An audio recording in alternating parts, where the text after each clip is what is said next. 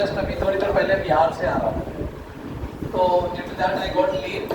मैं सोच रहा था क्लास कैंसिल कर दूँ, बट चूँकि ऑलरेडी शेड्यूल हो गई थी तो कैंसिल भी नहीं किया, and that's why I got late by 1 hour almost. Is there any new child here? Anyone new in the class today? Yes. As possible, I am. Okay. And what did we do last time? INC किया था।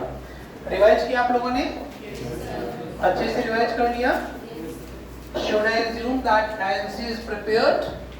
सबका अच्छे से prepare हो गया है? Question पूछे? किसी ने प्रैक्टिस की है कुछ क्वेश्चंस INC से?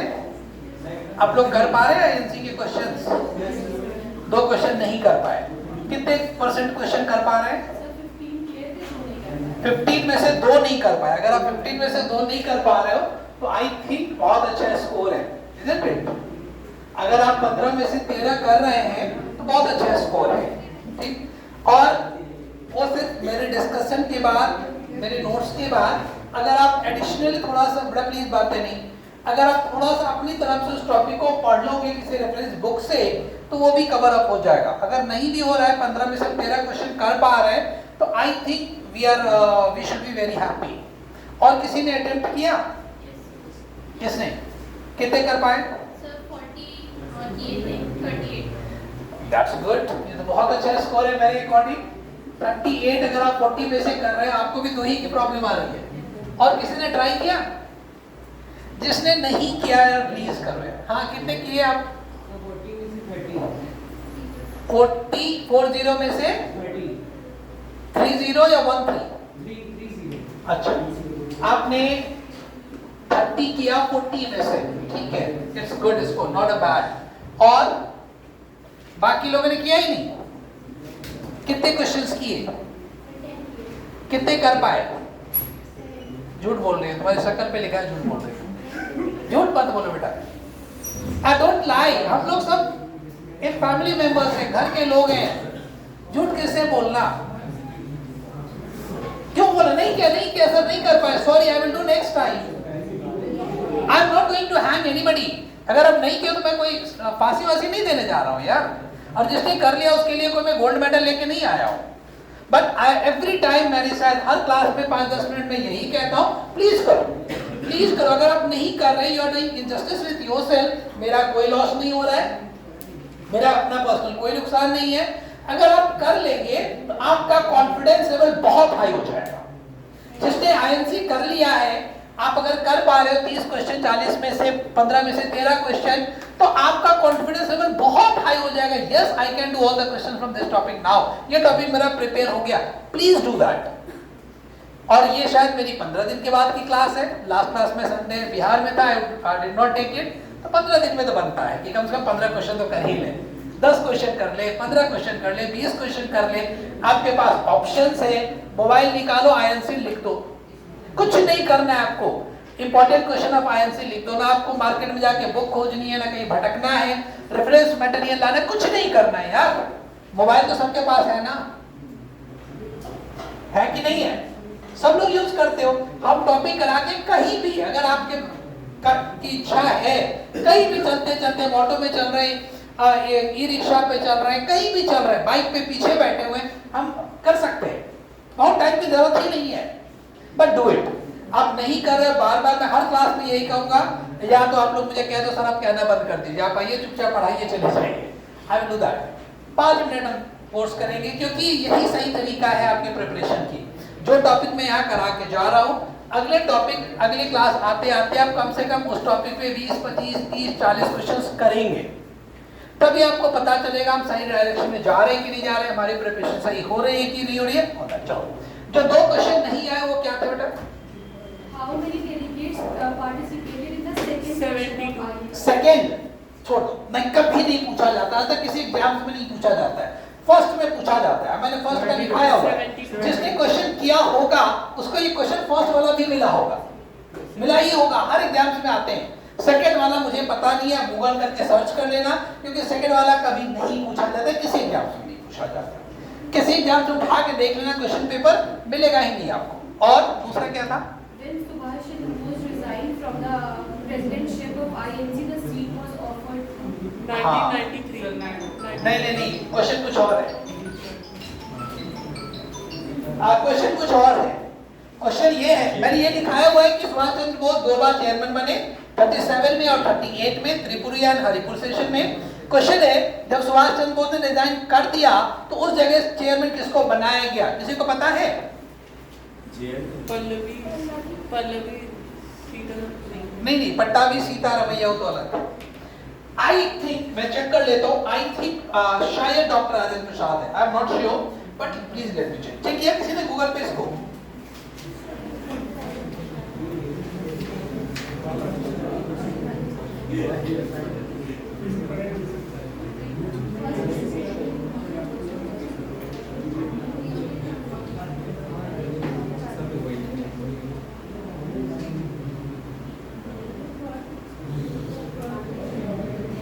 राजेंद्र प्रसाद है ना? हाँ, yes, Rajendra Prasad appointed as the INC chairman after Subhash Chandra Bose resign. ठीक है, तो देखिए ये बहुत अच्छा क्वेश्चन है। अब मैंने पूरी कोशिश करी कि मैं आईएनसी के सारे इंपॉर्टेंट सेशन लिखा दूं, मैंने कराया भी है। सुभाष चंद्र बोस ने किसको हराया ये भी लिखाया है, but as a human being ये क्वेश्चन माइंड से स्लिप हुआ है। तो जब आपने प्रैक्टिस किया तो आपको ये मिल गया कि हाँ, ये बहुत इंपॉर्टेंट क्वेश्चन है, ये आते हैं कॉम्पिटिटिव एग्जाम्स में। ठीक है, और चूंकि आते हैं इसलिए मुझे पता था राजेंद्र प्रसाद है। तो ऐसे क्वेश्चन जब आपको मिलेंगे तो लगेगा हाँ, ये जो 2-4 छूटे हुए, और अगर सारे बच्चे आप सपोज इमेजिन करो 1-1, 2-2 ऐसे क्वेश्चंस लेके आते, I would be very happy कि सबको ये प्रॉब्लम मिला और वो सबको हेल्प मिलता उससे। आपके 2 क्वेश्चंस क्या थे? Sir, who brought about the compromise between Muslim League and Congress in 1960? फिर से रीड करो। Who brought about a compromise between Muslim League and Congress in 1960? Question किसने कॉम्प्रोमाइज कराया? इसमें 2 नाम आते हैं, एक आता है एनी बेसेंट का, ऑप्शन थे एनी बेसेंट, एक एनी बेसेंट का नाम आता है, और रेडिकल मॉडरेट की कॉम्प्रोमाइज में बाल गंगाधर तिलक का नाम आता है। अगर आप चारों ऑप्शन देखेंगे तो उसमें एनी बेसेंट होगा। I think any Besant is answer. और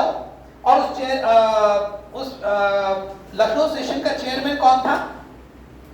Who was the chairman of INC session held in Lucknow in 1916 जब कॉम्प्रोमाइज हुआ था? अंबिका चरण मजूमदार। ये लिखा हुआ है आपने, तो उसमें ऑप्शन चेक करना आप, एनी बेसेंट होगा, any Besant is the correct answer. और हाँ, 2 यूनिटी हुई थी मॉडरेट और रेडिकल्स के बीच। इसमें बाल गंगाधर तिलक का बहुत बड़ा रोल था, मॉडरेट रेडिकल्स को पास लाने में, और मुस्लिम लीग और कांग्रेस को पास लाने में एनी बेसेंट का भी रोल था। यस, और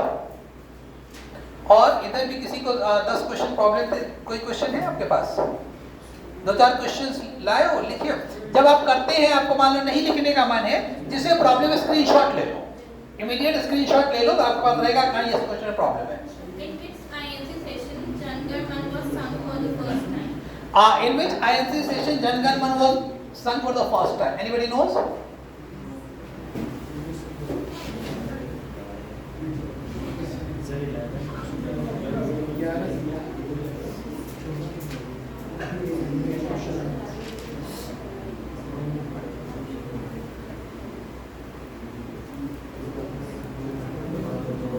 वंदे मातरम तो 1905 में होगा बंगाल में।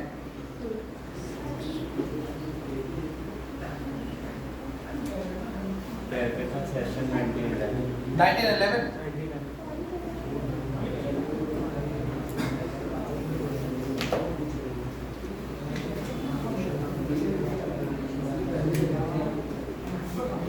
हाँ, कलकत्ता सेशन 1911 है, आप लिख लो कलकत्ता सेशन 1911। और 1911 का एक और सिग्निफिकेंस है हिस्ट्री में, जो बंगाल पार्टीशन, मैंने शायद कभी बताया होगा आप लोगों को, नहीं बताया तो मॉडेस्टी में कराएंगे। बंगाल का जो पार्टीशन हुआ था उसको एनल किया गया था, उसको कैंसिल किया गया था, रीयूनाइट किया गया था 1911 में। और कोई क्वेश्चन है? Anybody else? आईएनसी से रिलेटेड कोई question? Who was the first woman president of India? ये तो मैंने लिखा है, मेरे नोट्स का क्वेश्चन है। 2 है। You read your question again. Who was the first woman president of India? अगर फर्स्ट वुमेन पूछ रहा है, मैंने क्लियर किया था, नोट्स में डिस्कस किया था, अगर फर्स्ट वुमेन पूछ रहा है तो 1917 Calcutta session, Annie Besant is the answer. अगर first Indian women, Annie Besant was a Irish lady, Ireland की थी। अगर फर्स्ट इंडियन वुमेन पूछा जा रहा है तो सरोजिनी नायडू 1925 कानपुर सेशन ऑफ कांग्रेस, ठीक है। और ये पूछे जाते हैं first Indian women, first women, first Muslim chairman, who was the first Muslim chairman of INC? Badruddin Tayyib-ji. Who was the first Christian chairman of Congress? John Dewey. कहाँ पे? किस जगह हुआ था? इलाहाबाद 1987। और कोई क्वेश्चन मिला? Anybody else? अभी खोज के नहीं पूछना है, जो आप ऑलरेडी कर चुके हो, प्रॉब्लम है वो पूछना है। कोई प्रॉब्लम नहीं? आज का टॉपिक बताओ। मैंने लास्ट टाइम आईएनसी डिस्कस कर दिया था, इंपॉर्टेंट सेशन करा दिया था। अब आज क्या करना है? कोई भी टॉपिक बोलो, हिस्ट्री, पॉलिटिकल साइंस। हिस्ट्री में मेडिकल करना है, चलो थोड़ा सा मेडिकल कर लो। एक रैंडमली टॉपिक हम लोग लेते हैं मेडिकल की। मुगल एम्परर कर लेते हैं या महाजनपद वो कर लेते हैं। वो तो उसमें पढ़ाया होगा 1857 के बोर्ड। एक रैंडमली थोड़ा टॉपिक चेंज करते हैं, क्योंकि हम 2-3 क्लास से मॉडर्न हिस्ट्री की है, रिवोल्ट ऑफ 1857 किया है, फॉर्मेशन ऑफ आईएनसी किया है। एक चेंज एज अ मेडिवल का टॉपिक ले लेते हैं। मेडिवल में 2 टॉपिक इंपॉर्टेंट है तो कई सारी चीजें जो अभी, एक तो मुगल से, ठीक है, या तो आप लोग कहो तो मुगल डिस्कस कर लेते हैं, या दिल्ली सल्तनत, ठीक है, दिल्ली सल्तनत। ये 2 टॉपिक इंपॉर्टेंट है। एक कोई स्टार्ट करते हैं, दिल्ली सल्तनत कर ले। लिखिए दिल्ली सल्तनत, हेडिंग लिखिए दिल्ली सल्तनत। लिखिए, आप सब लोग मेरे साथ प्रॉमिस करो कि दिल्ली सल्तनत यहाँ से करके जाने के बाद अगली क्लास से पहले आप जितना टॉपिक हम कवर कर लेंगे उसमें से कम 25-30 क्वेश्चंस करके आएंगे नेक्स्ट टाइम। करके देखो, बहुत मजा आएगा, बहुत एंजॉय करोगे, कॉन्फिडेंस लेवल बहुत हाई हो जाएगा। Please do it. चलो हेडिंग डालो दिल्ली सल्तनत। और जैसा कि मैंने आप लोगों को बताया था, स्टार्टिंग में भी बताया होगा, हिस्ट्री को for the convenience of our study 3 group में डिवाइड किया गया है। एंशिएंट हिस्ट्री, मेडिवल हिस्ट्री और मॉडर्न हिस्ट्री, ठीक है। ये 3 है। अब लोगों ने मॉडर्न के कई टॉपिक किए हैं, ठीक। एंशिएंट हिस्ट्री में पहले भी हम बताए कई सारी चीजें, जैसे इंडस वैली सिविलाइजेशन है, महाजनपदास है, मौर्य डायनेस्टी है, गुप्ता डायनेस्टी है और हर्षवर्धन तक है। एंशिएंट हिस्ट्री इंडिया का एंड होता है 647 में, 647 AD में with the death of Harshvardhan. Harshvardhan एक एंशिएंट टाइम का राजा था इंडिया का, जो कन्नौज से रूल कर रहा था, वर्धन डायनेस्टी का था। उनकी डेथ होती है 647 AD में, 647 AD में। और एंशिएंट इंडिया की हिस्ट्री यहाँ पे खत्म हो जाती है। यहाँ से स्टार्ट हो जाता है मेडिवल को, और मेडिवल चलता है। मैंने आपको जो मॉडर्न कराया होगा उसके टाइप को लेके बताया होगा, थोड़ा सा कंफ्यूजन है। कोई 1857 से मॉडर्न हिस्ट्री मान लेता है, कोई 17th सेंचुरी 18th सेंचुरी से मान लेता है, ठीक है।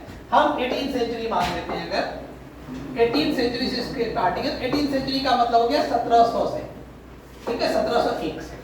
तो यहाँ पे ये कितने टाइम का हिस्ट्री है? लगभग ये है 7th सेंचुरी, ये है 7th सेंचुरी और ये 17th सेंचुरी, ठीक है। यहाँ से मॉडर्न स्टार्ट हो गया, 7th सेंचुरी में ये एंड हो गया। सेंचुरी में किसी कंफ्यूजन तो नहीं है ना?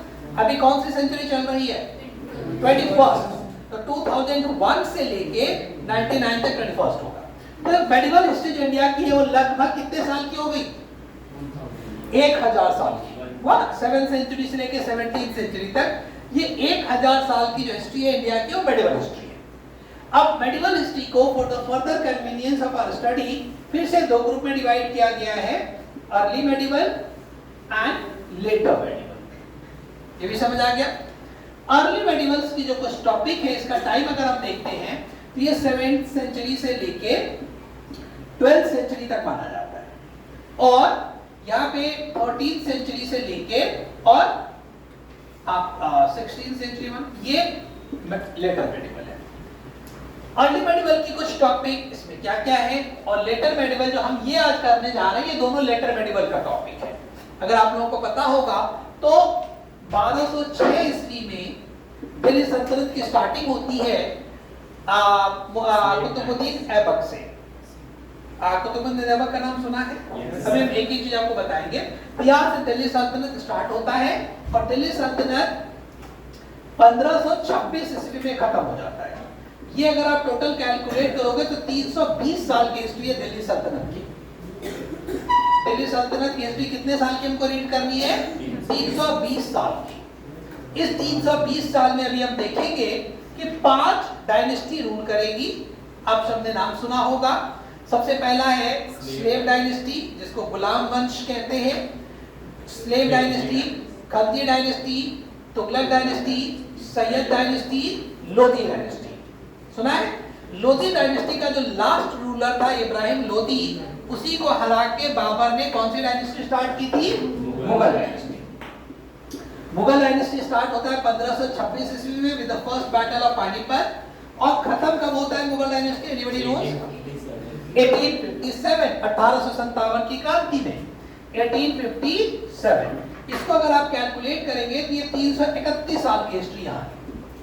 ठीक है? कैलकुलेशन सही है ना? तो लेटर मेडिवल का अगर हम दोनों का ऐड कर देते हैं तो लगभग हमें 650 साल की हिस्ट्री लेटर मेडिवल में करना है। 1650 लगभग। तो यहाँ कितना बचा?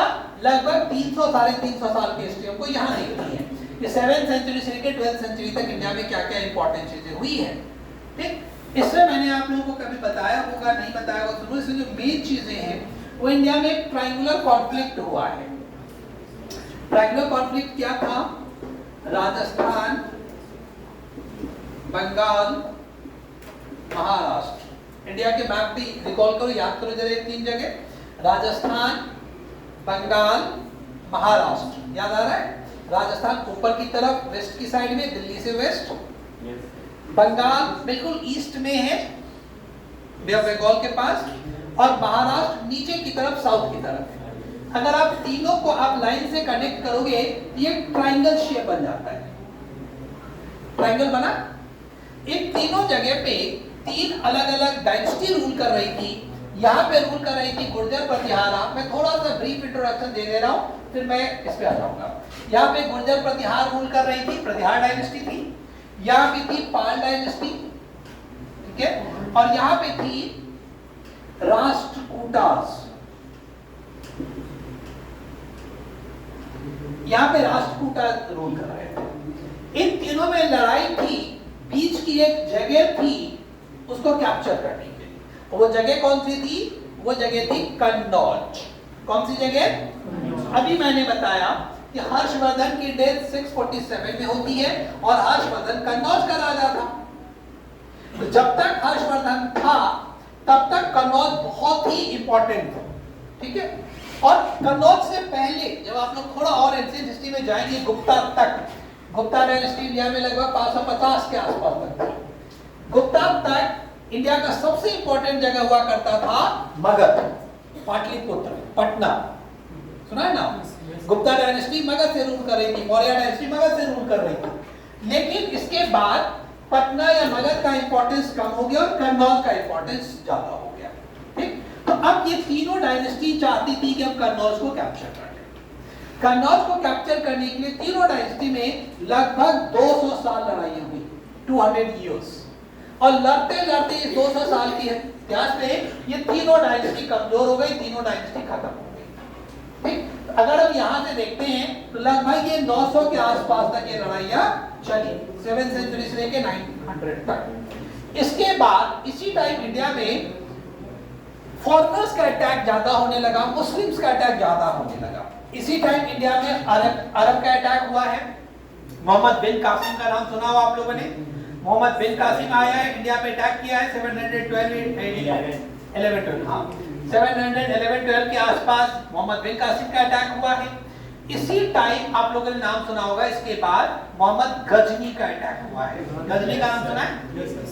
1000 से लेके 1017 तक 16-17 बार उसका आक्रमण हुआ है। और मोहम्मद गजनी के बाद, मोहम्मद गजनी तो इंडिया आया, इंडिया में अटैक करने के बाद और सारे टेंपल्स को ज्वेलरी, गोल्ड एंड ऑल लेके चला गया। He was almost a robber.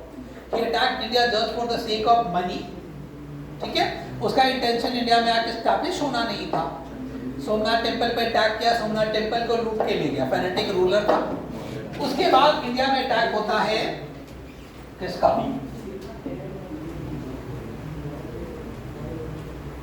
Mohammad Ghori का। नाम सुना है? मोहम्मद गौरी का। और ये अटैक होता है इंडिया में 1191 1192 में।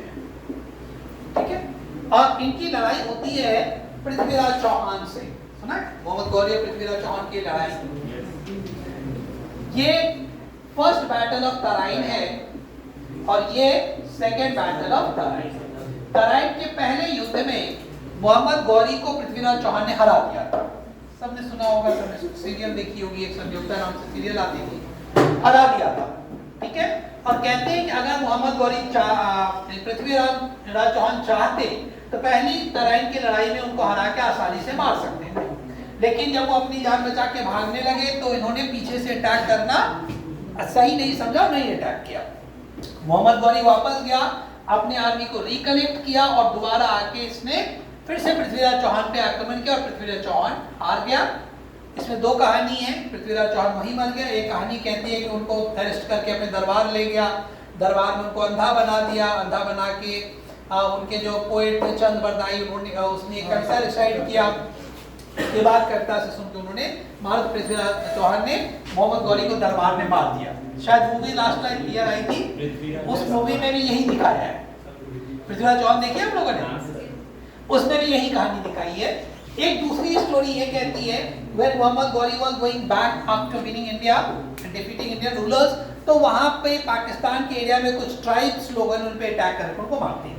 जो भी स्टोरी हो यहाँ पे ये खत्म हो गया। इसके बाद जब वो इंडिया से वापस गया पृथ्वीराज चौहान को हरा के, तो उसने अपने एक स्लेव को इंडिया का रूलर बना दिया। वो स्लेव था कुतुबुद्दीन ऐबक। और वहीं से इंडिया में दिल्ली सल्तनत स्टार्ट हो जाता है, क्योंकि उनके रूलर को सुल्तान कहा जाता था। क्या कहा जाता था? सुल्तान। तो सुल्तान वर्ड से आ गया सल्तनत। कहाँ की सल्तनत? दिल्ली की। तो ये दिल्ली सल्तनत की स्टार्टिंग यहाँ से होती है। स्टार्टिंग कहाँ है? दिल्ली सल्तनत। दिल्ली सल्तनत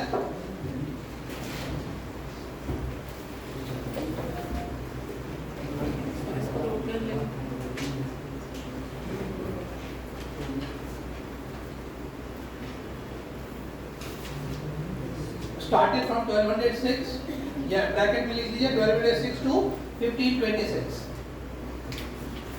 मैं इनके बारे में करा दूं क्या, इन लोगों के बारे में, ये पाला, राजपूताना और इनके बारे में, छोड़ दो। नेक्स्ट टाइम किसी से बताना, हम करा देंगे। आप सिर्फ दिल्ली सल्तनत डिस्कस कर रहे हैं। तो आपने लिखा दिल्ली सल्तनत 1206 से लेके 1526। ठीक है, इसमें 5 इंपॉर्टेंट डायनेस्टीज हैं। पहले 5 डायनेस्टीज के नाम लिख लीजिए, उनका टाइम पीरियड लिख लीजिए, and then one by one we will discuss all the dynasties, their important rulers, their important works. देखो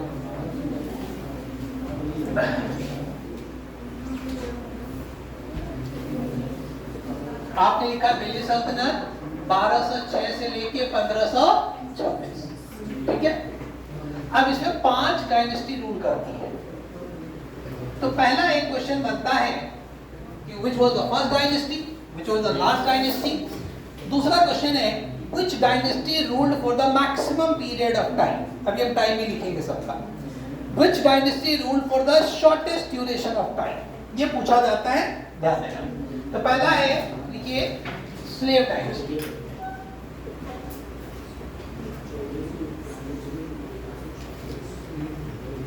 इसी को मामलुक डायनेस्टी भी कहते हैं। और इसका टाइम है 1206 से लेके 1290।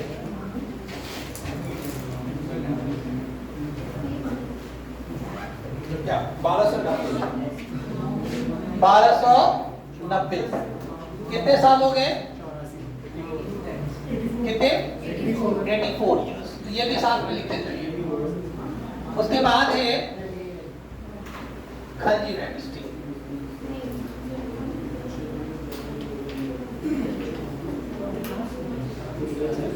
खलजी डायनेस्टी 1290 से लेके 1320 तक कितने साल हो गए? 30 साल।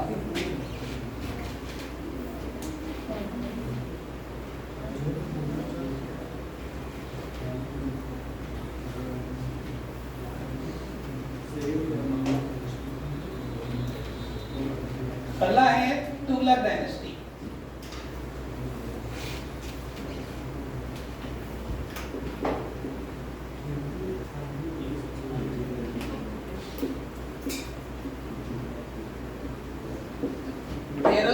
से लेके 1440 तक कितने साल हो गए?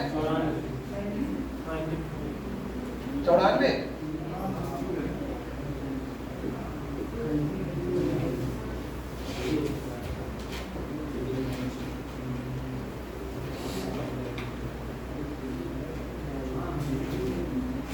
सही है डायनेस्टी।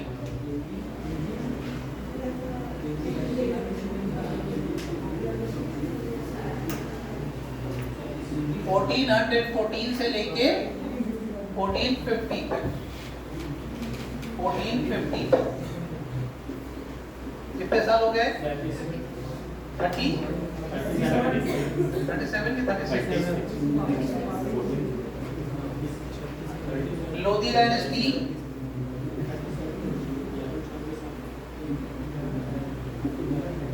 1450 to 1526 कितने साल हो गए?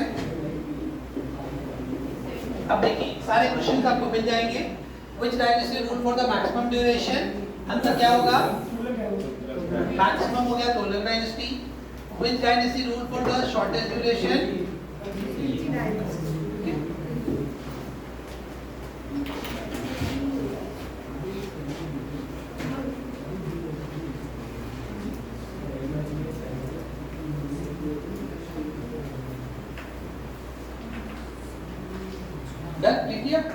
अब एक एक डायनेस्टी को हम देखेंगे। इस डायनेस्टी के इंपॉर्टेंट रूलर्स कौन है, क्या उन्होंने ऐसा काम किया है जो हमें याद रखना चाहिए।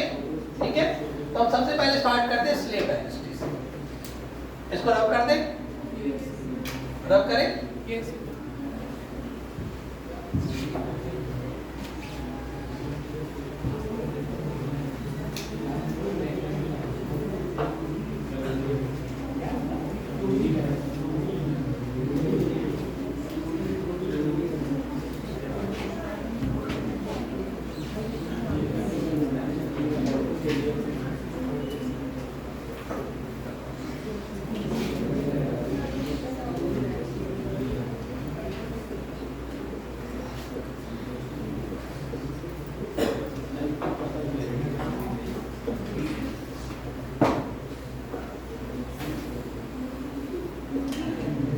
ये है निकाली थी स्लेव डायनेस्टी। आप लोगों ने किसी रूलर का नाम सुना स्लेव डायनेस्टी का? एक तो ये बार बार दो तीन बार अभी नाम लिए हैं, कुतुबुद्दीन ऐबक का, और किसी का नाम सुना है? इल्तुतमिश, और एक लेडी भी थी। Yes, she was the first women ruler of India. Delhi सल्तनत की फर्स्ट रजिया सुल्तान, सुना है ना? ये भी इसी डायनेस्टी की थी। ठीक है, तो सबसे पहले लिखिए कुतुबुद्दीन ऐबक।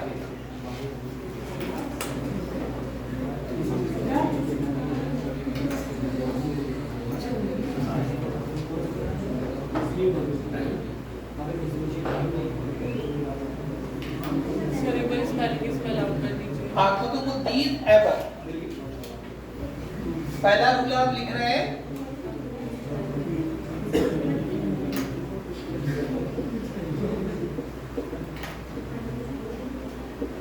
कुतुबुद्दीन ऐबक ये 1206 से लेके 1210, 4 साल तक ये रूल किया। Qutbuddin Aibak rule for 4 years from 1206 to 1210। इनके बारे में 2-3 चीज बहुत इंपॉर्टेंट है।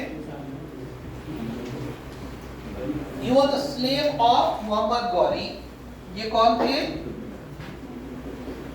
Slave of Mohammad Ghori. मोहम्मद गौरी जब इंडिया छोड़ के गए पृथ्वीराज चौहान को हराने के बाद, तो इन्हीं को इंडिया में अपना रूलर, अपना रिप्रेजेंटेटिव बना के गया। क्योंकि वो स्लेव थे तो इस डायनेस्टी का नाम ही क्या हो गया? Slave dynasty. अभी मैंने लिखा था इस डायनेस्टी को एक और नाम से जानते हैं, मामलुक डायनेस्टी। ठीक है, या मामलुक टर्क्स भी कहते हैं। ये लोग टर्क थे।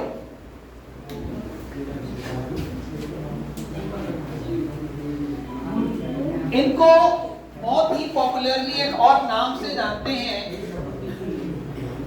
इनको कहते हैं लाख बख्श। लाख बख्श पूछा जाता है, जो मैं कहता हूं पूछा जाता है उसको एक बार जरूर टिक कर लीजिएगा, रिवाइज में उसको देखिएगा। लाख बख्श। लाख बख्श क्यों कहते हैं? क्यों कहते हैं? Why was he called lakh Bakhsh? He was a very kind person. He used to do lot of charity. बहुत दान करते थे। कहते थे कई बार ये जब लोगों से खुश होते थे तो लाखों गोल्ड का कॉइन दे देते थे चैरिटी में, दान में। इसलिए इनको लाख बख्श कहा जाता था। ठीक है, अगला इंपॉर्टेंट, इनकी मृत्यु कैसे हुई ये पूछा जाता है। He died when he was playing polo. He fell from the horses and died. तो एक गेम का नाम है चौगान कहते हैं, जिसको पोलो कहा जाता है। लिख लीजिए, he died while playing. He died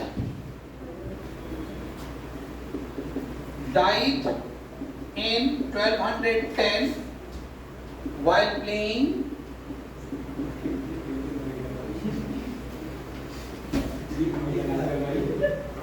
Chaugan या और पोलो। इसी को पोलो भी कहते हैं। तो हॉर्स पे बैठ के पोलो खेल रहे थे, हॉर्स बैक से गिरे and he died.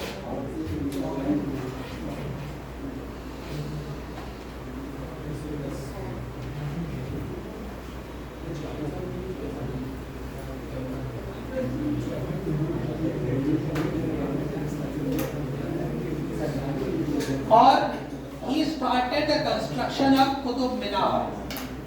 Qutub Minar देखा आप लोगों ने? कहाँ पे? आगरा में, बनारस में, south Delhi. Qutub Minar. he started the construction of Qutub Minar अपने नाम पे, इन्हीं के नाम पे कुतुबुद्दीन ऐबक अपने नाम से। he started the construction of Qutub Minar in Delhi on the name of एक बहुत फेमस सेंट थे उस टाइम, सूफी सेंट थे, on the name of Khwaja Qutbuddin Bakhtiyar Kaki. उस सेंट का नाम है ख्वाजा कुतुबुद्दीन बख्तियार काकी। ये बहुत फेमस सूफी सेंट थे, जिनसे कुतुबुद्दीन ऐबक बहुत इंस्पायर्ड थे। तो इन्हीं की याद में उन्होंने कुतुबुद्दीन ऐबक ने कुतुब मीनार की फाउंडेशन लिखी। ही डिड नॉट कंप्लीट इट, उससे पहले उनकी डेथ हो गई, अननेचुरल डेथ हुआ है। तो जो रिमेनिंग काम था वो आगे का रूलर कंप्लीट करेगा। लिखिए इसका नाम कुतुबुद्दीन बख्तियार काकी। दो और इंपॉर्टेंट इनका कंस्ट्रक्शन लिखिए जो पूछा जाता है। He constructed Quwwat ul Islam mosque in Delhi. Quwwat ul Islam mask,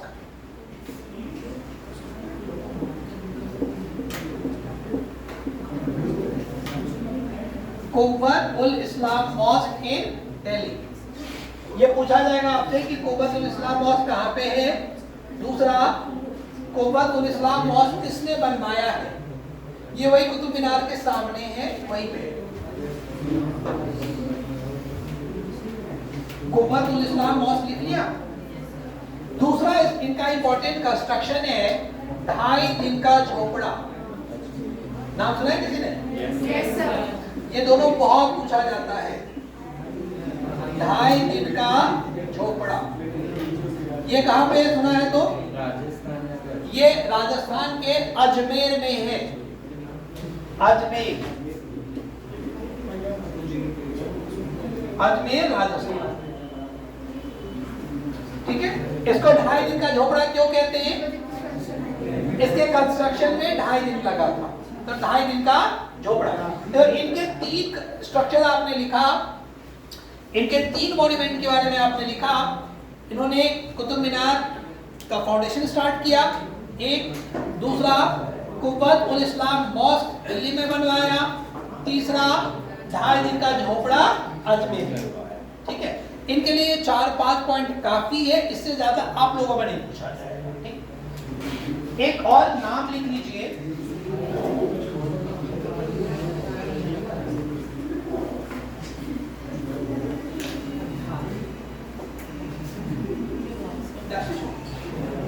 एक बहुत फेमस हिस्टोरियन था इनके दरबार में, जो हिस्ट्री लिखता था। He was very pattern of learning. बड़े बड़े स्कॉलर को अपने दरबार में रखते थे। एक ऐसा ही नाम है हसन उन निजामी।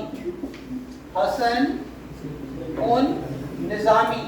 जब आप डिटेल से हिस्ट्री पढ़ेंगे तो इनका नाम बहुत बार आएगा। कई सारे बुक्स लिखी है इन्होंने, और इस टाइम की हिस्ट्री जो हमें पता चलता है इन्हीं की बुक से पता चलता है। हसन उन निजामी वो the historian in his court, उनके दरबार में थे।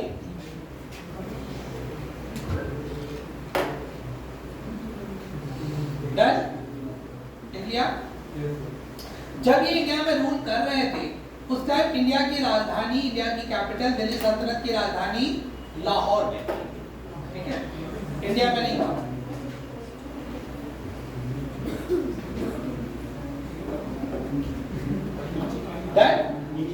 अगला रूलर लिखिए इल्तुतमिश। रब कर दे। नेक्स्ट रूलर इज इल्तुतमिश, और इस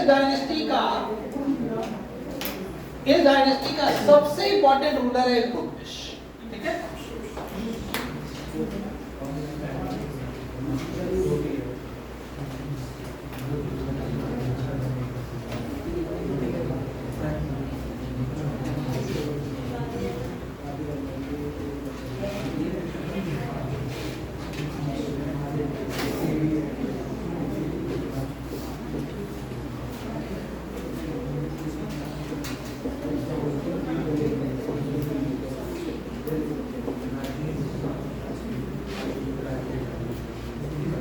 ये इनका 26 साल का रूल है, 1210 to 36। एग्जैक्टली 1211 है। बीच में 1 साल के लिए एक दूसरा रूलर आया था यहाँ पे, 1211 से लेके 1236 तक।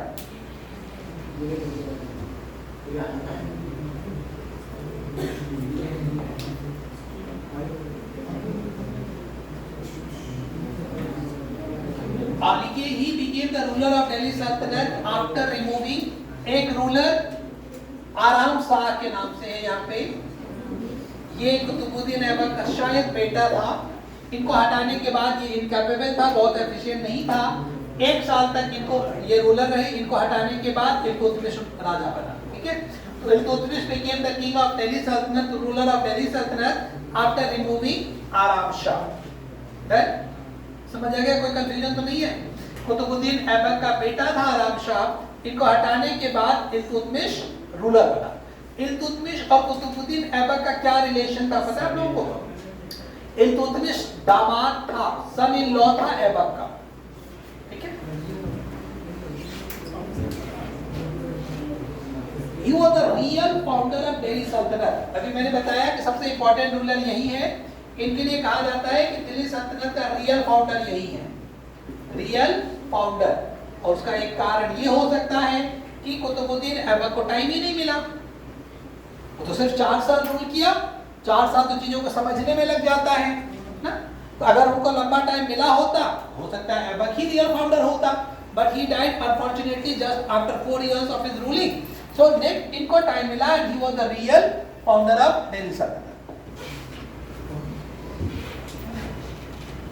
He made Delhi the capital of Delhi Sultanate. Delhi को कैपिटल किसने बनाया?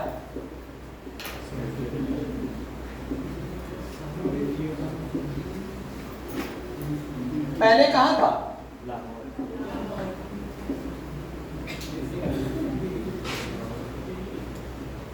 He made Delhi the capital instead of Lahore.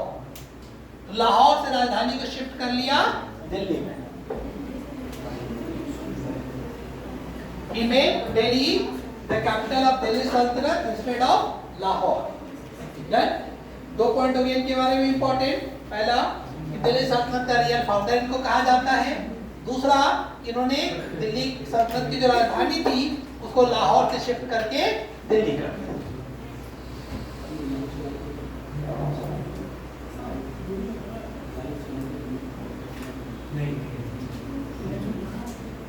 He saved Delhi from the anger of Genghis Khan. He saved Delhi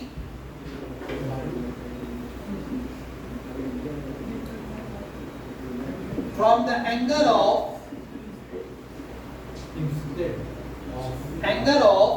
Genghis Khan. Genghis Khan का नाम सुना है? Yes, sir. Genghis Khan. Genghis Khan.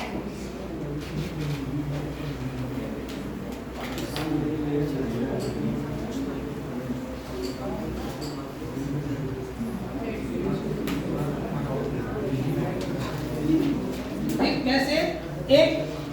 एक ruler था जलालुद्दीन मंगबर्नी, जिसको Genghis Khan chase करते हुए आया था, उसका पीछा करते हुए आया था. और जलालुद्दीन मंगबर्नी इल्तुतमिश से शरण मांग रहा था कि मुझे बचा लीजिए, मुझे शेल्टर दीजिए. अगर शेल्टर देता तो चंगेज खान अटैक करता इंडिया पे. But he refuse, he did not give the shelter and thus he saved Delhi from the wrath of Changez Khan. Next अगला लिखिए.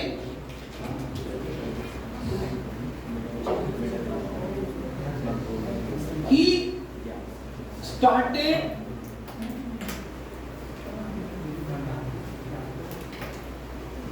चलगानी और Chalisa. He started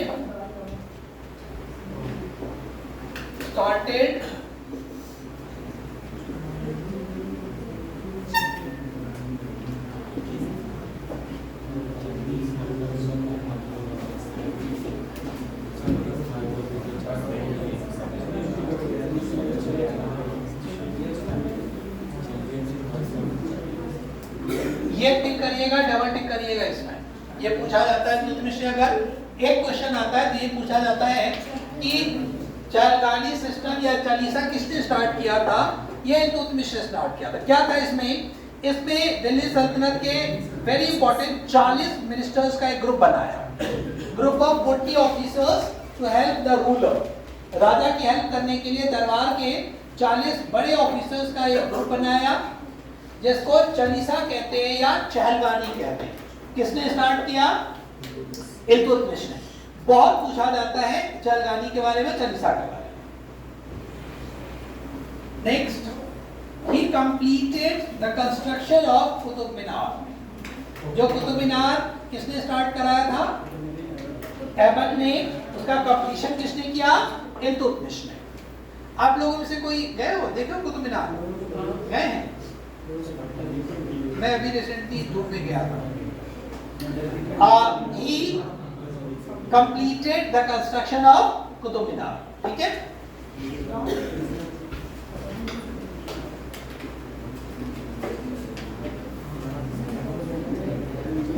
Completed the construction of Qutub Minar. Next,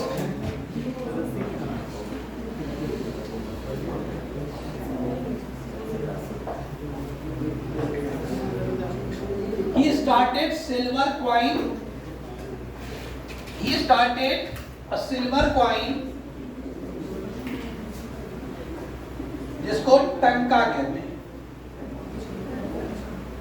टंका या टका.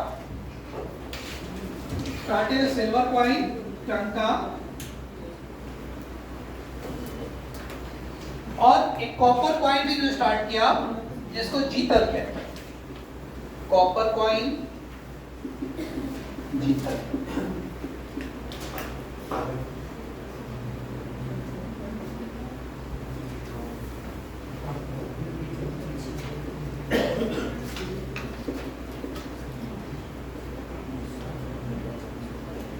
He started एकता सिस्टम को double tick करेंगे। He started Ekta system. Anybody know what is Ekta system? Ekta word सुना आप लोगों ने? क्या होता है? किससे रिलेटेड है एकता? लैंड से। एकता से ही एक शब्द आप लोगों ने सुना होगा, इक्तेदार। इन्होंने क्या सिस्टम स्टार्ट किया? इससे पहले क्या होता था? इससे पहले क्या होता था? कोई ऑफिसर काम कर रहा है, कोई आर्मी काम कर रहा है, तो उसको राजा सैलरी देता था। जो भी आपकी सैलरी है, आपकी इंपॉर्टेंस के अकॉर्डिंग सैलरी मिलती थी। अभी तो यही होता है, सैलरी मिलती है। इन्होंने एक सिस्टम स्टार्ट किया कि हम सैलरी नहीं देंगे, आपको आपके पोस्ट के इंपॉर्टेंस के अकॉर्डिंग लैंड दे देंगे, जमीन दे देंगे। आप उस पर खेती करिए, खेती करवाइए, आप उससे जो प्रॉफिट होता है उससे आप अपना सारा काम चलाइए। तो इसी को कहते हैं एकता सिस्टम, जिसको जो जितना बड़ा ऑफिसर था उसको उतना बड़ा लैंड मिला, उसी को इक्तेदार कहा गया आगे। ठीक है, we started iqta system. Next,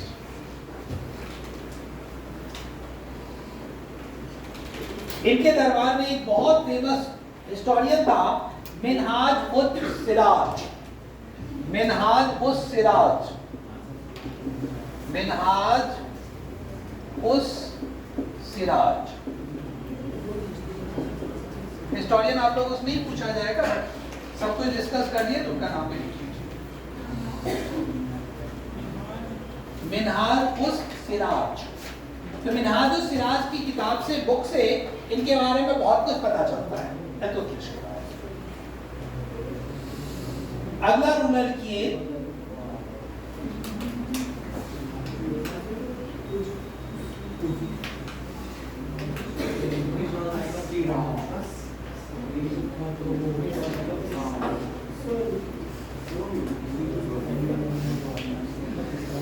अगला रूलर का नाम लिखिए, तो कोई कंफ्यूजन? अगला रूलर का नाम लिखिए Ruknuddin.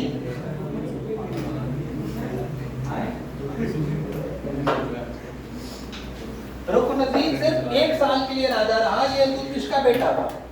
After the death of Iltutmish, Ruknuddin became the king of Delhi Sultanate, the ruler of Delhi Sultanate 1236 में। ठीक है, एक इनके मदर का नाम लिख लीजिए, पूछ लिया जाता है कभी कभी। ये इल्तुतमिश का बेटा था रुकनुद्दीन। इसको इल्तुतमिश की मदर के बाद इसके मदर ने बनाया था। इल्तुतमिश की अपनी इच्छा नहीं थी कि इसको राजा बनाया जाए। ये इनकैपेबल था, इनएफिशिएंट था, और इल्तुतमिश चाहता था कि अपनी बेटी को राजा बनाए।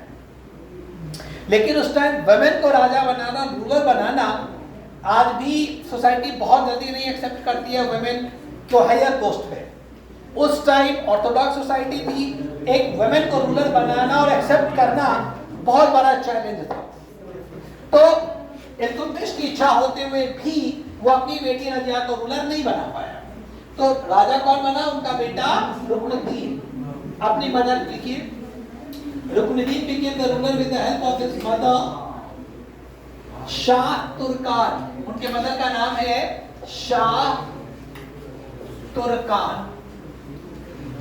He became the ruler of Delhi Sultanate with the help of his mother Shah Turkan. But बनने के बाद भी, because he was incapable, inefficient, he could not control the empire. इनके बाद अगला ruler Razia Sultan. Sir, this is TURKAN or TAR? इसमें TURKAN, Turkan, Shah Turkan. Next ruler is Razia Sultan. Razia Sultan.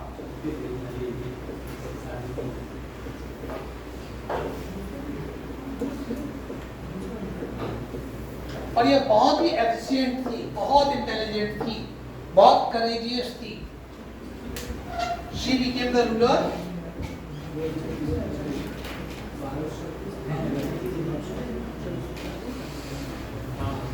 She was the first and only Muslim ruler who ever ruled in India. She was the first and only Muslim ruler. She was the first and only Muslim ruler who ever ruled in India. Female. First and only female. हाँ वही, first and only women ruler.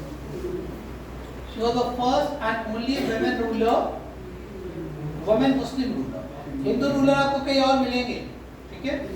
Hindu women ruler मिलेंगे आपको 2-3 और अभी. But she was the first and only Muslim women ruler of India. Next.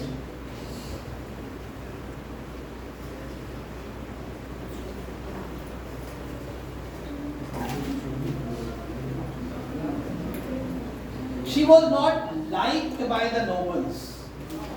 She was not liked by the nobles. उनके father ने जो 40 का ग्रुप बनाया था ना, 40 ऑफिसर्स का, वो ऑफिसर्स इनको लाइक नहीं करते थे. क्यों नहीं लाइक करते होंगे?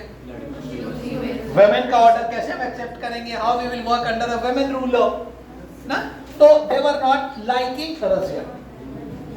She was not liked by the nobles.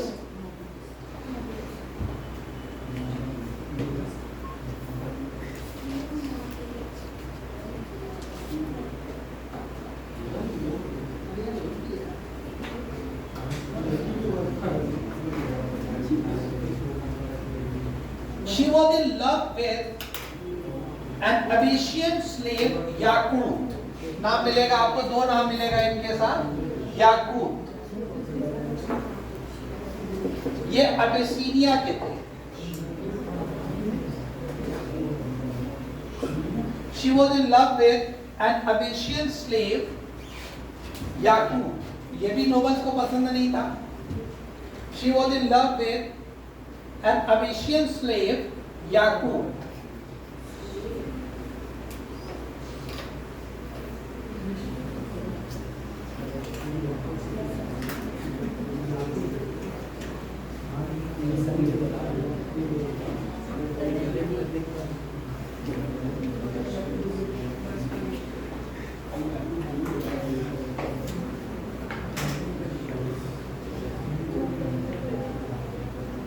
Altunia, the governor of Bathinda, revolted. एक दूसरा नाम आया अल्तूनिया. इन दोनों का नाम मिलेगा आपको इनके साथ. Altunia, the governor of Bathinda. Bathinda कहाँ थे आप लोग पता है?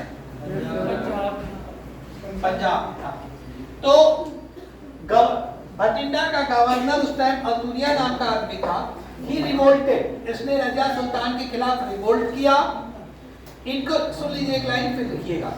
इस रिवोल्ट को दबाने के लिए, सप्रेस करने के लिए रजिया सुल्तान याकूत के साथ वहां गए. ठीक है? याकूत बहुत बड़ा सोल्जर भी था, फाइटर भी था. both of them went over there. Altunia ने इसको अरेस्ट कर लिया और इसको मार दिया, इसका मर्डर कर दिया. इसके मर्डर के बाद रजिया सुल्तान इससे शादी कर ली.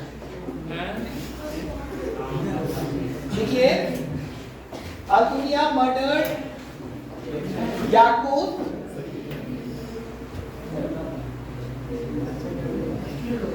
Altunia murdered Yakut and married with Razia Sultan.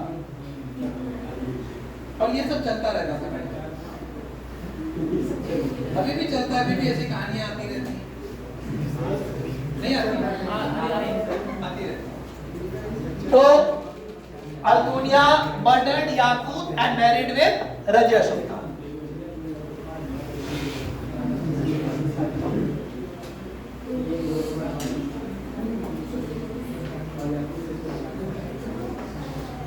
In 1240, Razia was assassinated. Razia was murdered.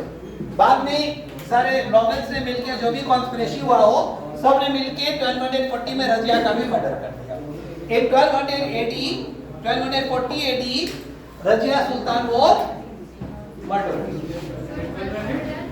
40. In 1240 AD she was murdered. तो रजिया की कहानी खत्म। तो रजिया में आपको 2-3 चीज याद रखनी है। नोबल्स उसको लाइक नहीं करते थे क्योंकि वुमेन थी, उसमें सारे एक अच्छे रूलर के सारे फीचर्स थे, सारे कैरेक्टरिस्टिक्स एक बहुत अच्छे रूलर्स के थे। करेजियर थी, ब्रेव थी, फाइटर थी, सब कुछ था उसमें। Only one demerit she had according to the time that she was a woman. उनकी अपीयरेंस, फाइटिंग, सब कुछ एक मैन की तरह था। Now next ruler is Bahram Shah.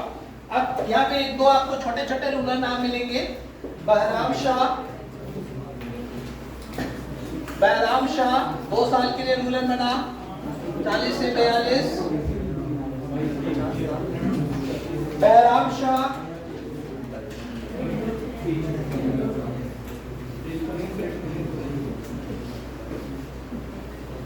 और ये इल्तुतमिश का ही बेटा था, ठीक है। उसके बाद इनके बारे में बहुत कुछ आपको नहीं लिखना है। इसके बाद एक रूलर बनता है मसूद शाह।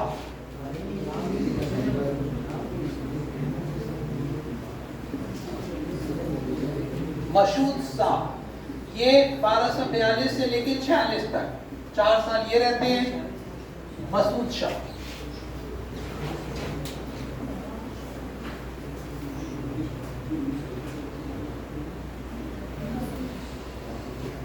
इसके बाद अगला रूलर है नसरुद्दीन मोहम्मद। नसरुद्दीन मोहम्मद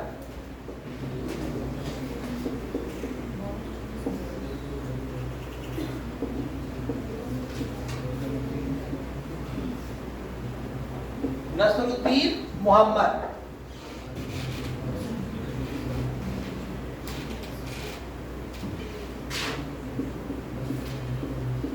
ये 20 साल तक रूलर रहते हैं।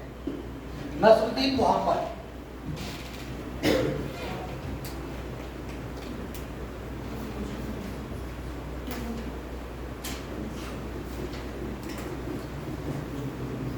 और इसके बाद अगला रूलर जो है वो सबसे इंपॉर्टेंट फिर से है। जैसे आपने इल्तुतमिश पीछे किया है, इंपॉर्टेंट बताया मैंने, अगला रूलर वैसे ही इंपॉर्टेंट है। क्वेश्चन आते हैं, कौन है अगला रूलर? बलबन। नाम सुना है? बलबन। बलबन इनका पूरा नाम है गियासुद्दीन बलबन। गियासुद्दीन बलबन। अब 2 बलबन लिखिए। और बलबन से पहले पीछे वाले रूलर में जहां आपने नसरुद्दीन मोहम्मद लिखा है, देखिए इनका 20 साल का टाइम है और इनका अगर आप देखेंगे तो इनका भी 21 साल का टाइम है। ये 20 साल जो है यहाँ वाला लिखिए, नहीं पहले सुन लीजिए। ये जो 20 साल है यहाँ वाला नसरुद्दीन मोहम्मद का टाइम, इस टाइम भी सारा का सारा काम बलबन ही देखता था। बलबन इनका प्राइम मिनिस्टर था, वजीर था। तो आप यहाँ भी देखिए बलबन सबसे इंपॉर्टेंट है और यहाँ भी, तो दोनों मिलाइए तो लगभग 40 साल तक ब्रिटिश सल्तनत में बलबन का कंट्रोल था। एक लाइन इनके बारे में लिख लीजिए बस। नसरुद्दीन मोहम्मद के बारे में एक लाइन लिखिए, he was called Darveshi king. दरवेशी, इनको दरवेशी किंग कहा जाता है। बहुत ही नोबल थे, शांत स्वभाव के थे, ज्यादा लड़ाई झगड़ा से मतलब नहीं था, शांत स्वभाव से सारा काम बलबन देखता था। he was called Darveshi king. he was called Darveshi king because he was very noble, very pious. Then Nasiruddin Mohammad के बारे में लिख लिया, दरवेशी की। अब बलबन के बारे में 3-4-5 पॉइंट लिखना पड़ेगा। बलबन सबसे पहले जो चालीसा पीछे एक रूलर ने बनाया था, किसने बनाया था? इसने देखा कि सारी फसाद का जड़ ये चालीसा है। रजिया को भी चालीसा ने रूल नहीं करने दिया और हर चीज में राजा से ज्यादा पावरफुल बनने की कोशिश ये सारे 40 मिनिस्टर करते हैं। ये सब पावर कंट्रोल करने की कोशिश करते हैं। पीछे जो आपने 1-1, 2-2 साल के लिए राजा देखा, इन सारे राजा को चालीसा ही बना रहा था। तो चालीसा एक किंग मेकर बन गया था। ठीक है, इसने सबसे पहला काम क्या किया, चालीसा को डिसॉल्व कर दिया, हटा दिया, क्योंकि वो खुद भी चालीसा का एक मेंबर था। Balban earlier he was one of the member of Chalisa, वजीर था, सबसे बड़ा इंपॉर्टेंट मिनिस्टर था। उसने देखा कि चालीसा सारे फसादों का जड़ यही है, तो ही रिमूव इट। लिखिए, ही डिसॉल्व चालीसा। चालीसा मतलब group of 40 ministers. Balban dissolve Chalisa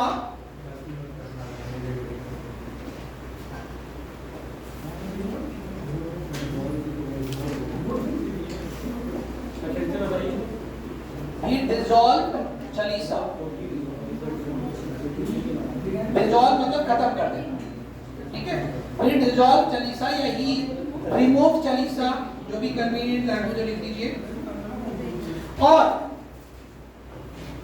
ये मैं बार बार बता रही हूँ, जो 40 लोगों का मिनिस्टर था इतना पावरफुल बन गया था कि लगता था कि राजा ज्यादा पावरफुल हो गया, किंग मेकर बन गया था पीछे।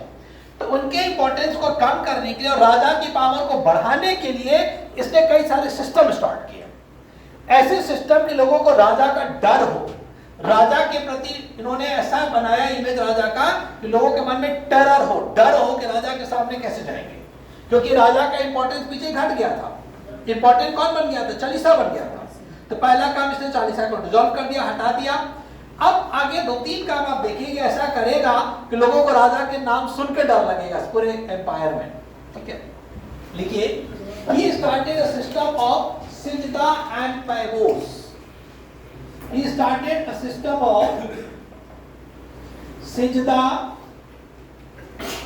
and पैबोस। अब ये सिजदा और पैबोस क्या है, देखिए। पहला आपने लिखा डिसॉल्व चालीसा, started सिजदा and पैबोस। अब ये क्या है, देखिए।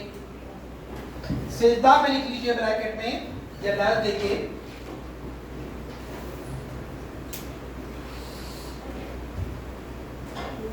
Saluting the king. कि कोई भी दरबार में आएगा सबसे पहले सिजदा करेगा, किंग को सैल्यूट करेगा, ठीक है। Sijda is respecting and saluting the king. Paibos में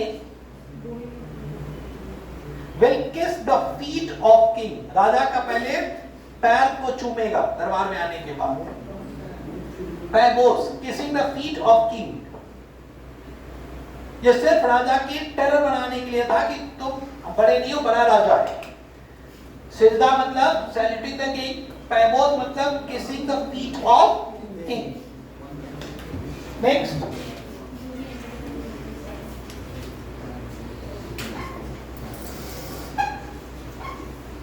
he took up the title of Zil-e-Ilahi। इसने अपने लिए Zil-e-Ilahi की टाइटल ली, Zil-e-Ilahi। ब्रैकेट में लिखिएगा shadow of God. he took the title of Zil-e-Ilahi। Zil-e-Ilahi bracket में शैडो ऑफ गॉड, अपने आप को गॉड का रिप्रेजेंटेटिव कहता था, शैडो ऑफ गॉड कहता था, shadow of God.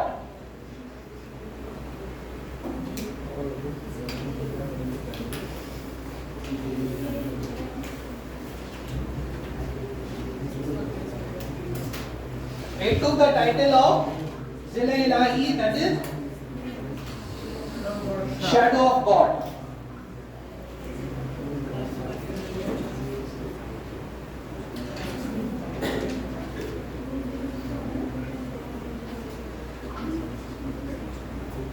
He died in 1285। He died in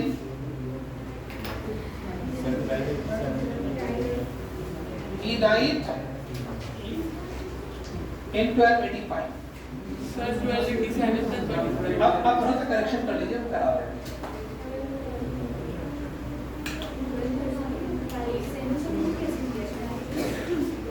उसको 85 कर लीजिए।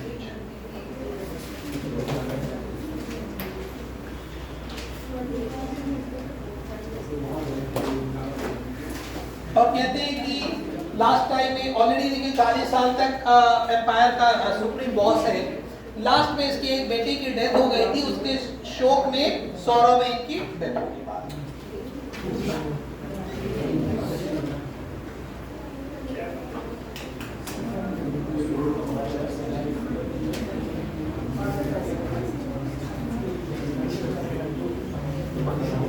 और दो तीन चीज और है इनके बारे में। इन्होंने स्पाई डिपार्टमेंट स्टार्ट किया था, सीक्रेट एजेंसी डिपार्टमेंट स्टार्ट किया था लोगों का इंफॉर्मेशन रखने के लिए।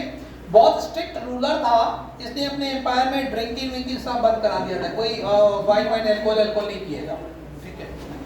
हाँ चलो अगला रूलर लिखिए, लास्ट रूलर। अच्छा, हर डायनेस्टी का आप फर्स्ट रूलर और लास्ट रूलर का नाम जरूर याद रखिए, पूछा जाएगा वो the founder of this dynasty and वो the last ruler of this dynasty. तो स्लेव डायनेस्टी का लास्ट रूलर का नाम लिखिए कैकुबार। कैकुबार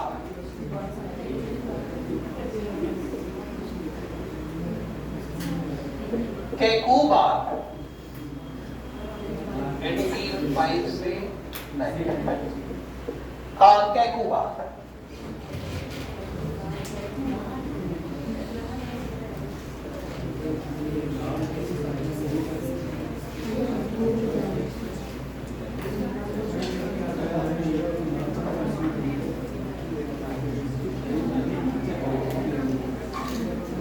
Kekuban was the grandson of Balban.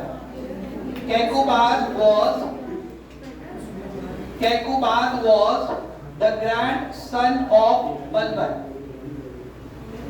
Kekuban was the grandson of Balban, who was made king by. Kekuban was the grandson of Balban, who was made king by.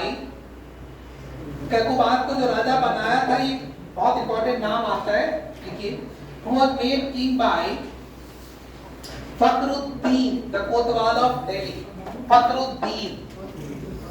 Fakhruddin और ये कौन? ये दिल्ली के कोतवाल थे ऑफ दिल्ली। ये बहुत इंपॉर्टेंट बन गए थे बलबन के टाइम में। तो इन्होंने ही इनके ग्रैंडसन कैकुबान को राजा बनाया, रूलर बनाया। और कैकुबान का बाद में मर्डर हो जाएगा और मर्डर होने के बाद अगला डायनेस्टी खिलजी डायनेस्टी स्टार्ट होगा। देखिए next, Kaiqubad was killed by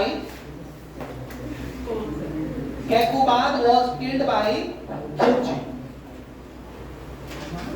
कैकुबान was killed by Khilji dynasty की स्टार्टिंग होगी। अगला डायनेस्टी लिखिए खिलजी डायनेस्टी।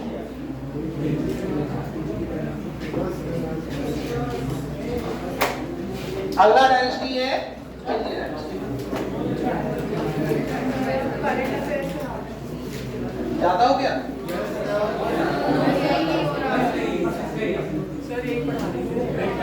ये कर लीजिए, छोटा सा डायनेस्टी है 20-30 साल का, 10 आप प्लीज ये कर लीजिए, सिर्फ 20-30 साल की डायनेस्टी है। वो जब लंबा था 90 इयर्स एबव की, इसमें सिर्फ आपको एक ही रूलर करना है। हाँ बस एक रूलर के बाद, इसमें सिर्फ आपको एक रूलर करना है, ठीक है। लिखिए, हम ये कर लीजिए, अगर स्विच होगा। Jalaluddin Khilji was the founder। पहला रूलर इसका है जलालुद्दीन खिलजी। जलालुद्दीन खिलजी पहला रूलर है।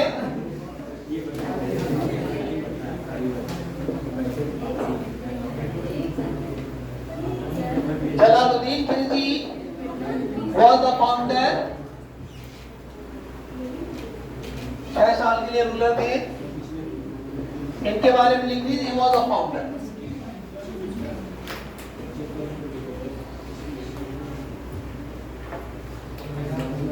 जो इंपॉर्टेंट रूलर एक हम कह रहे करना है वो है अलाउद्दीन खिलजी, और ये सबसे इंपॉर्टेंट रूलर है दिल्ली सल्तनत का। दिल्ली सल्तनत के जितने रूलर आपको मिलेंगे उसमें ये one of the most important है। 3-4 बहुत इंपॉर्टेंट है, इल्तुतमिश, बलबन, अलाउद्दीन खिलजी, मोहम्मद बिन तुगलक, ये 4-5 बहुत इंपॉर्टेंट रूलर हैं। तो आप अलाउद्दीन खिलजी लिखिए। अलाउद्दीन खिलजी का नाम सुना है किसी ने? Yes, sir. कहाँ पे? पद्मावत. पद्मावत मूवी देखी थी?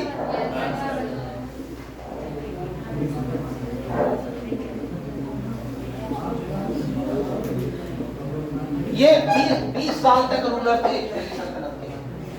He was the ruler of Delhi Sultanate for 20 years. लिखना नहीं है, बस डेट आपको डाल देना। और ये जलालुद्दीन खिलजी के का भतीजा था, ठीक है?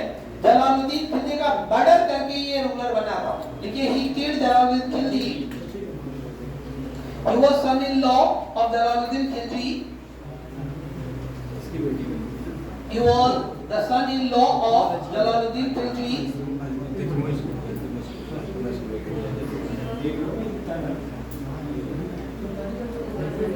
He killed Jalaluddin Khilji and became the ruler. son-in-law था, अपने father-in-law का मर्डर करके दिल्ली का रूलर बना था।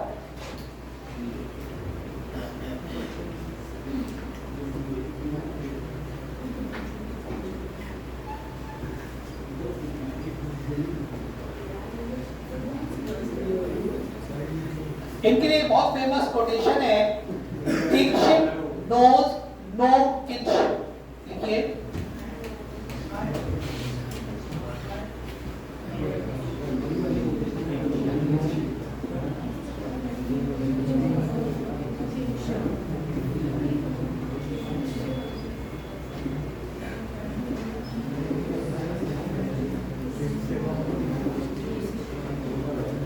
kingship knows no kinship. Kingship knows no kinship. क्या मतलब है इसका? सर राजा का क्या रिलेशन नहीं। हाँ, राजा के लिए राज्य इंपॉर्टेंट है। कोई रिलेटिव्स, भाई भतीजावाद, कोई फ्रेंड्स मतलब नहीं रखता। राजा का प्राइम इंपॉर्टेंस है देश देखना, ना कि अपने भाई भतीजा रिश्तेदार को देखना। नेक्स्ट,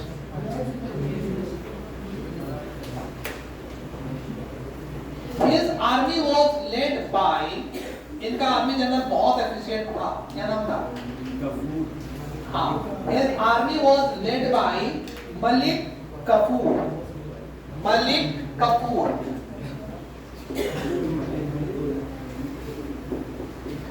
मलिक कफूर, और कहते हैं मलिक कफूर यूनक था, ट्रांसजेंडर था, नीदर मेल था नॉर फीमेल था, but he was very efficient leader. Malik Kafur.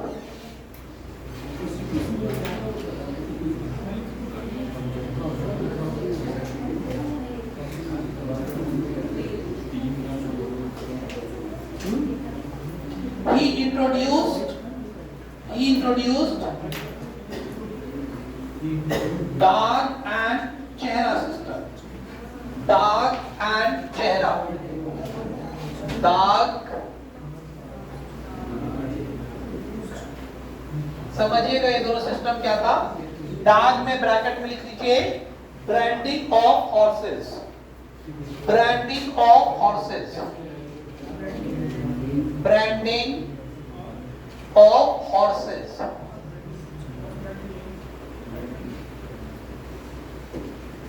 Branding of horses,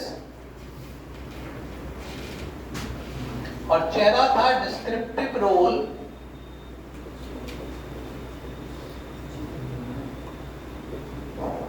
role of soldiers.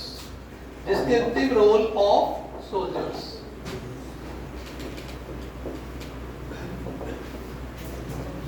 अब ये था क्या, इसको समझिए।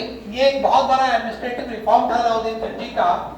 पहले क्या होता था, मैंने आपको इससे पहले बताया कि जैसे इल्तुतमिश के टाइम में ही सारे आर्मी ऑफिसर्स को इक्ता दिया जा रहा है।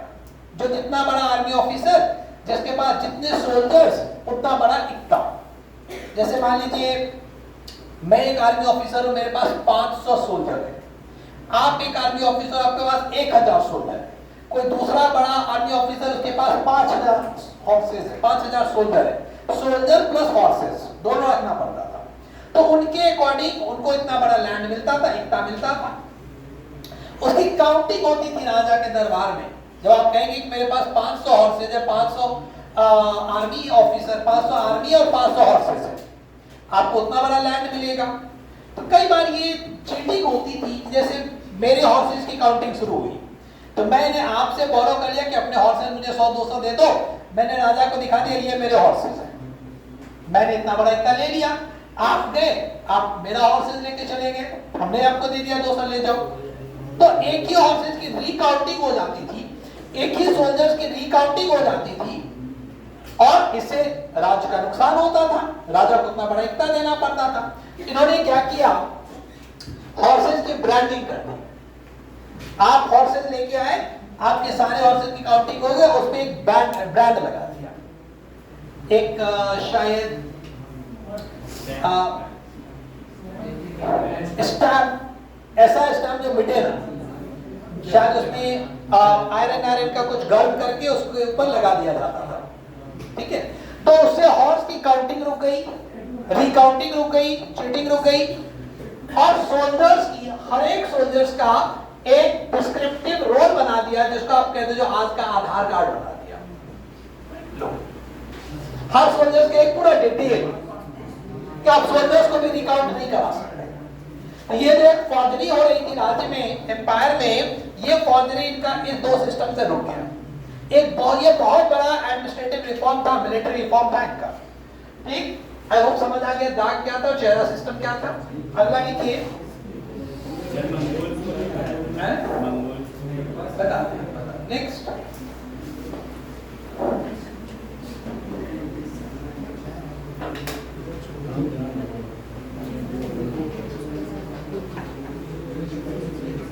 He prohibited the use of wine.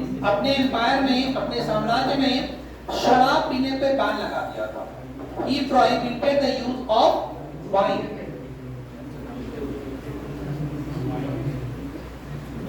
He prohibited the use of wine. Next, he prohibited the social gathering of nobles. He prohibited the social gathering of nobles. कि नोबल्स एक जगह इकट्ठा होकर पार्टी वार्टी नहीं करेंगे और उसके लिए मेरी परमिशन लेनी होगी। नोबल्स में रिलेशनशिप में अगर किसी नोबल्स को अपने बेटे की या बेटी की शादी करनी है आपस में, तो पहले मेरा परमिशन जरूरी है।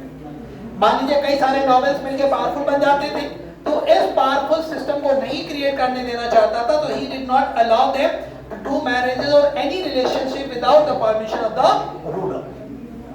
नेक्स्ट,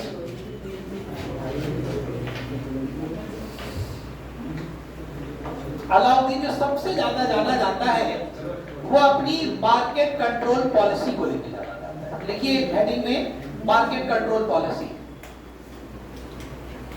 अलाउद्दीन का सबसे फेमस है market control policy,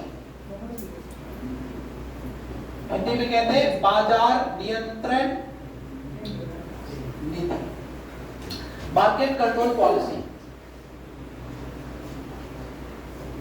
He decided to fix the price of all the commodities. He decided to fix the price of all the commodities. बाजार में बिकने वाले हर सामान का प्राइस फिक्स कर दिया। He fixed the price of all the commodities. बाजार में जितनी चीजें बिकती हैं, हर सामान का उन्होंने प्राइस फिक्स कर दिया। He decided to fix the price of all the commodities.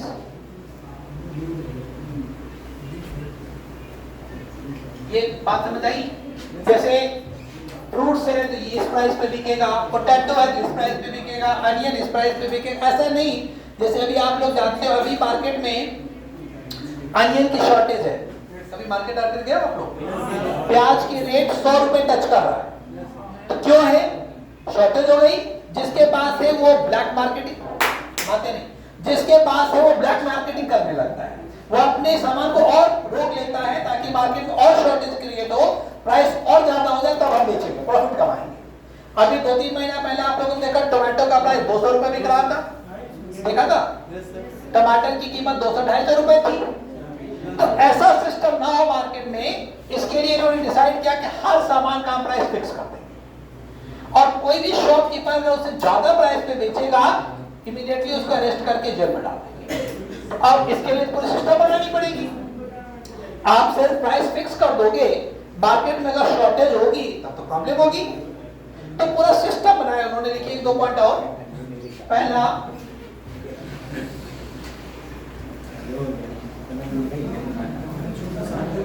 अब इसके लिए he set up free market, 3 market बनाया। लिखिए, he set up free markets, first for food grains, he set up free markets first for food grains, खाने पीने अनाज के लिए, first for food grains, first for food grains, second for cloth, दूसरा कपड़े के लिए मतलब पहनने से रिलेटेड चीजों के लिए, and third for horses and slaves. पहला फूड ग्रेन, दूसरा क्लोथ्स और तीसरा slave and horses.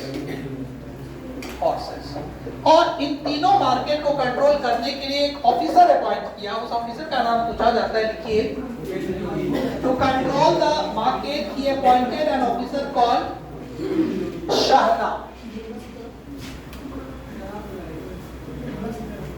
To control the market he appointed an officer called शाहना।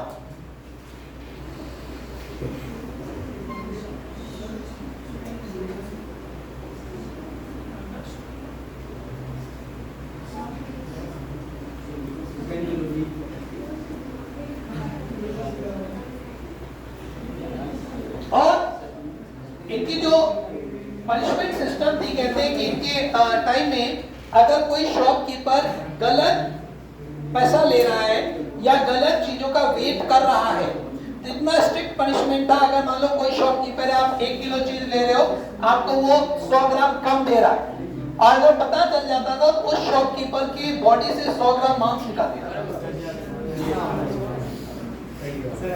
इतना स्ट्रिक्ट पनिशमेंट सिस्टम होने के बाद कोई हिम्मत ही नहीं करेगा कि इतना कुछ करे। तो बहुत स्ट्रिक्ट पनिशमेंट सिस्टम था इनका। नेक्स्ट,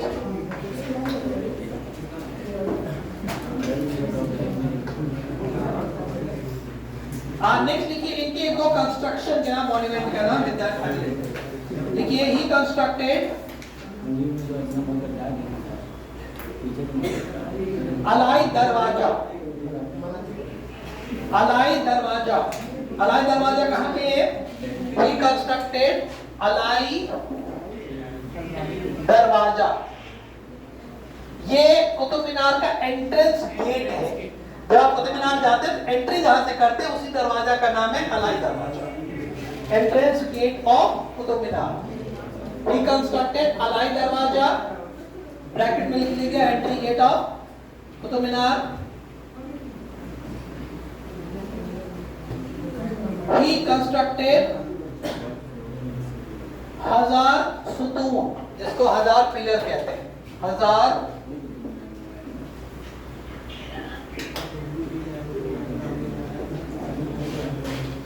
पिलर्स बिल्डिंग है, 1000 सुतून।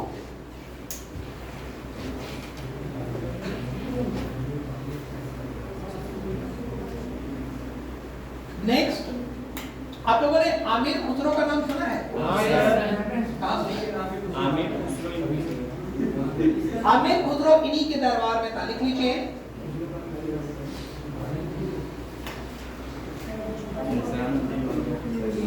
Aamir Khusro the poet musician was his favourite court poet. Aamir Khusro was his favourite court poet. Aamir Khusro की कई सारे कपलेट्स हिंदी में पढ़ा होगा, आप लोगों ने सुना होगा। Aamir Khusro was his court poet.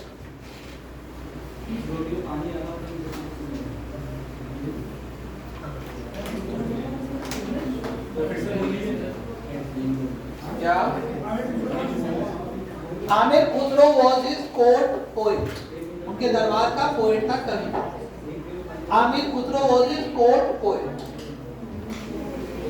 Last line लिखिए,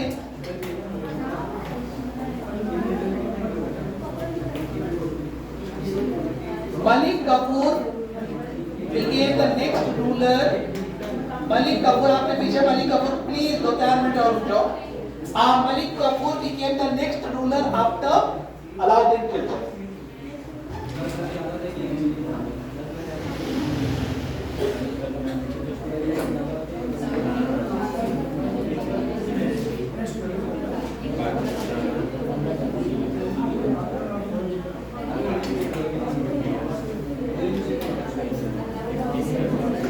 उसके बाद एक अगला रूलर है मुबारक खान, नाम लिख लीजिए बस. मुबारक खान एंड खुसरो खान, दो रूलर है. मुबारक Khan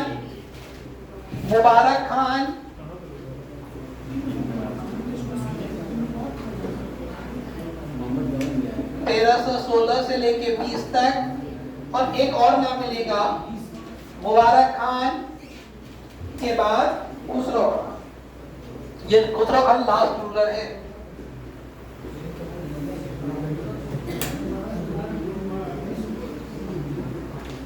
Khusro Khan 1320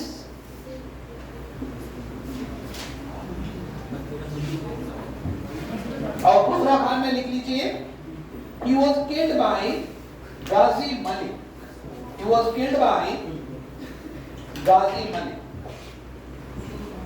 He was killed by Ghazi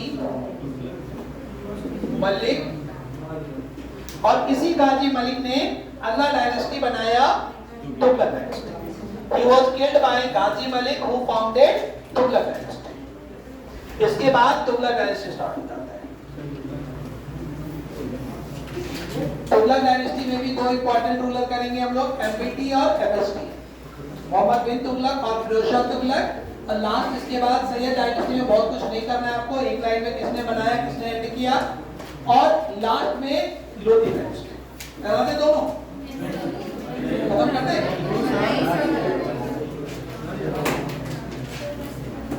ज्यादा हो गया.